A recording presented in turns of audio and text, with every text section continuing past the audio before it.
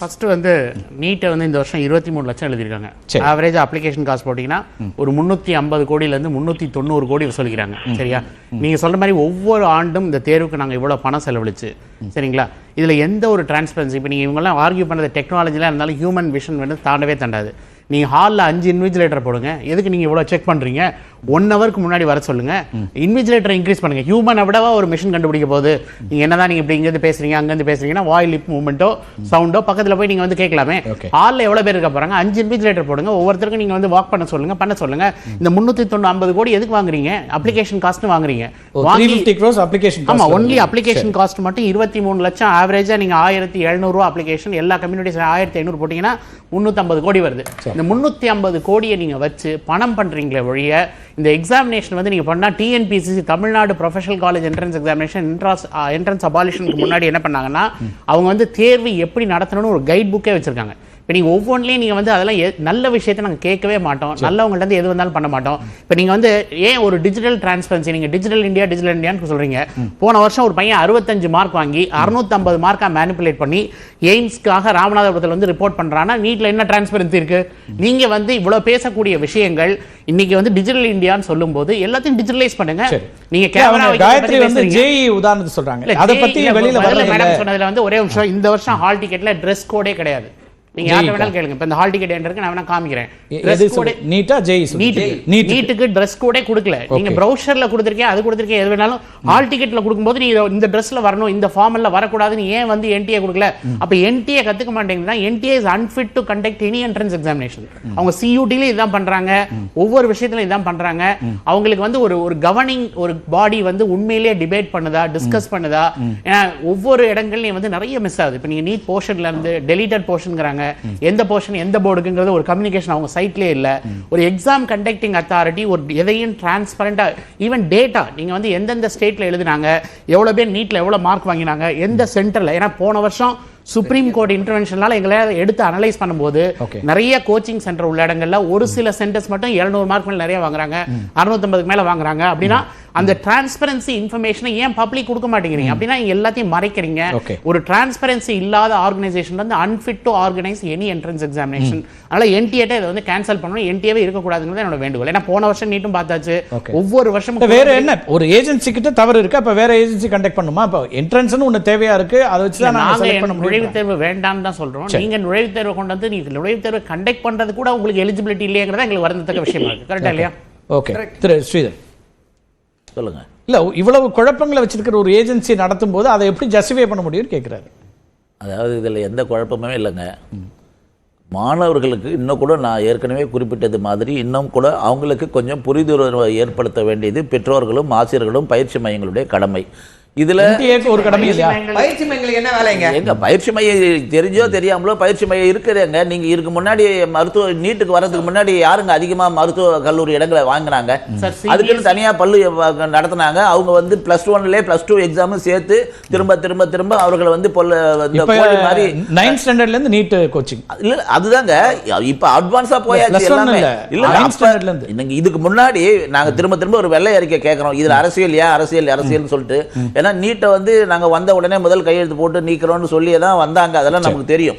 ஆனா இதுல ஏன் அரசியல் வந்ததுன்னு சொன்னா, இந்த தனியார் பள்ளிக்குள்ள படிச்சு அந்த மாணவர்களை வந்து ஒரு இந்த பவுல்ட்ரியில இருக்க கோழிங்க மாதிரி பயன்படுத்தி மார்க் எடுக்கிற மிஷின் மாதிரி ஆக்கி அவங்கள தான் அதிகபட்சமாக மருத்துவக் கல்லூரியில் சேர்ந்தாங்கன்றதுல இப்ப நீட் பயிற்சி மையங்கள் மாறி. அதுதாங்க நீட் வந்து நீங்க அந்த போன வருஷம் 720 மார்க் எடுத்து தமிழகத்தை சேர்ந்த மாணவன் சொல்றான், நான் வந்து சிபிஎஸ்இ பள்ளிகளில் படிச்சது, அப்ப அந்த பாடத்தை ஒழுங்கா படிச்சோம் அவ்வளவுதானே தவிர எனக்கு தனியா கோச்சிங்கே தேவையில்லை, நான் 720 மார்க் எடுக்க முடியும். தமிழகத்தை சேர்ந்த மாணவன் தான் இதை ப்ரூவ் பள்ளியே வந்து அதுக்கான பயிற்சி நடத்துற பள்ளி தான். திறமை இருக்குங்க சார். அந்த பள்ளியோட கிளைம் என்ன தெரியுமா? நாங்க சிறப்பு வகுப்பு பயிற்சி கொடுக்கிறோம். தனியார் பள்ளி அதாவது ஒரு விஷயம் ஏற்கனவே இருந்ததை விட இப்ப வந்து என்னன்னா மாணவர்களுக்கு இன்னும் வாய்ப்பு அதிகமா இருக்குன்னு சொல்றோம். ஏழை குழந்தை மாணவர்களுக்கு இப்ப 7.5% அரசு பள்ளிக்கூடத்துல இருந்தாங்கல்ல, அந்த வாய்ப்பு முன்னாடி மறுக்கப்பட்டது.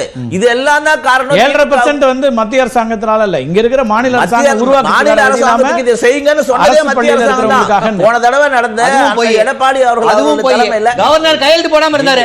அதற்கு திமுக போராட்டம் நடத்தி 7.5% இடஒதுக்கீடு கவர்னர் கையெழுத்து போட வச்சது திமுக. சம்பந்தம் இல்ல ஒரு விஷயம் இது இவரு சொல்லிச்சுன்னு ஒரே சொல்றீங்க. விஷயம் பொய் சொல்லாதீங்க. காந்தி செல்வன் அப்பட்டமா யாரு? பொய் சொல்லாதீங்க. காந்தி செல்வன் யாரு? காந்தி மோடி யாரு? நரேந்திர காந்தி மோடி யாரு? செல்வன் யாரு? நரேந்திர மோடி யாரு?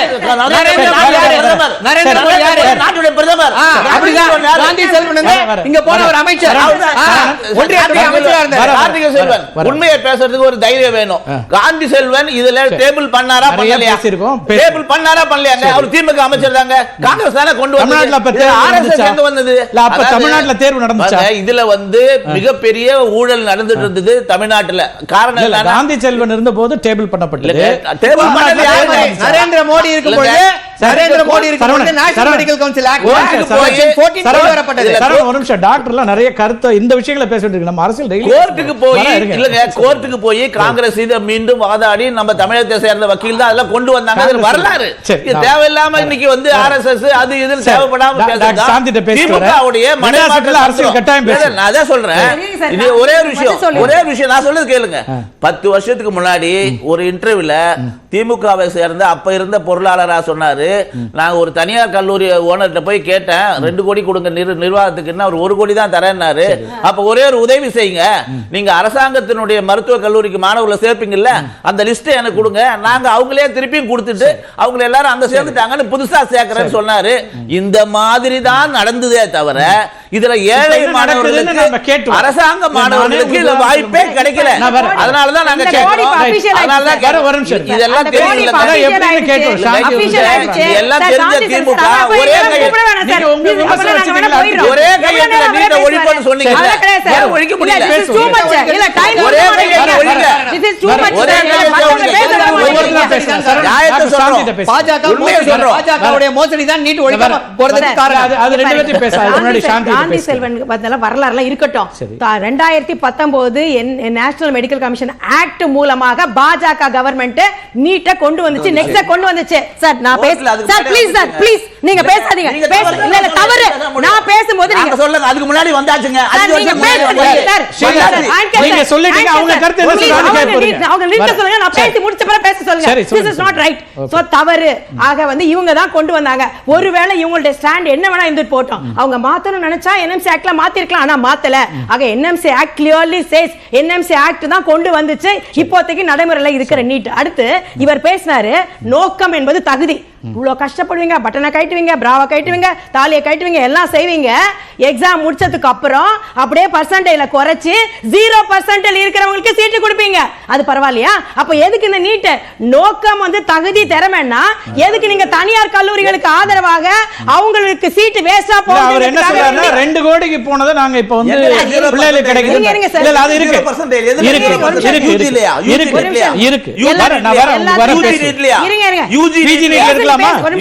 நான் பேசும்போது இருங்க. எதை சம்பந்தமா எதிர்ல தகுதின்னு வரும்போது என்ன வரும்? ஒரு நிமிஷம் பேச விட்டு கேள்வி கேட்டா நிறுத்த சொல்லுங்க. நீங்க நோட் பண்ணுங்க. உங்களுக்கே வர அவங்க பேசி முடிச்சோனே அவங்க பேசி முடிச்சோனே உங்களுக்கே வர என்னோட டைம் நீங்க நான் பேசி முடிச்ச உங்களுக்கே வர டீசன்சி வந்து பேசி முடிச்ச அப்புறம் என் டைம் முடிச்ச அப்புறம் அவர் கேள்வி கேட்க சொல்லுங்க. அந்த கேள்வி அவர் உங்ககிட்ட கேட்கணும். இன்னொரு விஷயம், நீட் 0% கொண்டு வந்தாங்க. ஏன் கொண்டு வந்தாங்க? NEET super speciality DM MCH எல்லாத்துக்கும் கொண்டு வந்திருக்காங்க. ஏன்னா தனியார் மருத்துவமனையில சீட் வேஸ்டா போகுது. அப்ப என்ன பண்ணிருக்காங்க? அவர் யூஜில அப்படி இருந்தா இருங்க சார், நான் கேள்வி கேட்டாச்சு, நான் பதில் சொல்றேன். allow me to talk. இப்போ நீங்க குறைக்க நெசசிட்டி வந்தது. எப்போ வந்தது? சீட் எடுக்கவே யாருமே இல்ல. NEET super speciality DM MCH யாருமே எடுக்க முடியல. அப்படியே ஃப்ரீயா போது பண்றாங்க. ஆனா எடுத்த உடனே நீட்டுக்கு 0% கொண்டு வர மாட்டாங்க. 50-40 ஆக்குவாங்க. அப்புறம் private medical college seat fill ஆகலையா? 40-30 ஆக்குவாங்க. இன்னும் ஃபில் ஆகலையா? Private medical college seat fill ஆகணும். அதுதான் இந்த அரசாங்கத்தோட ஒன்றிய அரசாங்கம் கடமை. உடனே வந்துட்டு 20-30 ஆக்கி 30-20 ஆக்கி 10 ஆக்கி 0 கொண்டு வராங்க. ஒரே நாளே அப்படியே 50 ல இருந்து 0க்கு கொண்டு வரது இல்ல. எல்லாத்துக்கும் எவிடன்ஸ் இருக்கு. இல்ல ஒரு டேட்டா சொல்லுங்க. கடந்த ஆண்டில் அதுக்கு முந்தின ஆண்டு ஒரு டேட்டா சொல்லுங்க. இது ரொம்ப ரொம்ப சாதாரண டேட்டா. இது நீங்க சும்மா கூகுள் பண்ணாலே தெரியும். 32க்கு கொண்டு 50-32 கொண்டு வருவாங்க. 32 20க்கு கொண்டு வந்திருக்காங்க. 20 வந்துட்டு 0 கொண்டு வந்திருக்காங்க. அதே மாதிரி நீட் யூஜில கொண்டு வந்திருக்காங்க. இன்னொரு விஷயம் என்னன்னா, சீட் எடுக்கிறதுக்கு ஆளே இல்லன்னா அகார்டிங்லி தான் குறைப்பாங்க. இது வந்து சும்மா வரலாறு. நீங்க யார் கூகுள் பண்ணாலும் தெரியும். அடுத்து வந்து நேஷனல் டெஸ்டிங் ஏஜென்சிங்கிறது வந்து ஒரு சொசைட்டி ஆக்ட்ல பதிவு பண்ணப்பட்ட ஒரு அமைப்பு. யூஜிசிங்கிறது ஆக்ட் பிரகாரம். இது எந்த விதமான அக்கௌண்டபிலிட்டி ஆன்சரபிலிட்டி எதுவுமே இல்லாத, யாருக்குமே பதில் சொல்ல தேவையில்லாத ஒரு வீக்கான ஒரு அமைப்பு. சோ எங்கள்ட்ட ராதாகிருஷ்ணன் கமிட்டின்னு ஒன்று போட்டாங்க. நேஷனல் டெஸ்டிங் ஏஜென்சிக்கு எதுக்கு போட்டாங்க? நான் உடனே வந்து நீங்க கிரேஸ் கருணை மதிப்பெண் போட்டாங்களா? கொடுத்தாங்களா? யாரு கொடுத்தாங்க? எப்படி கொடுத்தாங்க? எந்த விதமான வெளிப்படைத்தன்மை இல்லாம